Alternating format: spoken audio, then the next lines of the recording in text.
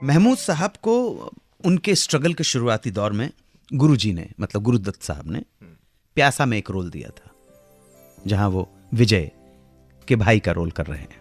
Film की shooting के दौरान महमूद साहब नए थे, न्यू कमर, थोड़ा चुप चुप रहता, अगर ज्यादा बोले तो ऑब्जेक्शन है इसलिए तो खामोश रहते थे। लेकिन कुछ समय के बाद उनकी दोस्ती गुरुदत्त जी के ग्रुप से हुई गई, जिसमें जॉनी वॉकर साहब थे और अबरार अलवी भी थे। एक दिन गुरुदत्त साहब को पता चला कि महमूद बहुत ही अंधविश्वासी, वहम, सुपरस्टिशियस किस्म का आदमी है। अगर कोई उनकी नाक में हाथ लगा दे तो वो उसे बैड ओमन मानते, इनऑस्पिशियस मानते हैं, अपशकुन मानते हैं। ये बात पता पड़ गई। फिर क्या था, गुरुदत्त साहब ने अपने गैंग के साथ मिलकर महमूद के साथ मजाक करने की ठान ली और अपने एक असिस्टेंट को बुलाकर कहा कि वो महमूद के पास जाए और नाक को टच करके, छूकर भाग जाए और कहीं जाकर छुप जाए।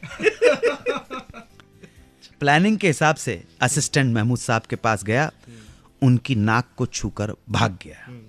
अब महमूद साहब के लिए तो बहुत बड़ा अपशकुन था, पनौती थी। उनके दिमाग में ये बात बैठ चुकी थी कि अगर जल्दी से उन्होंने वापस उस असिस्टेंट की नाक पर हाथ नहीं लगाया तो 100% कोई ना कोई ट्रेजेडी हो जाएगी। फिर क्या था, महमूद साहब उसे ढूंढने में लग गए। हर तरफ देखा, हर तरफ, हर कोने में।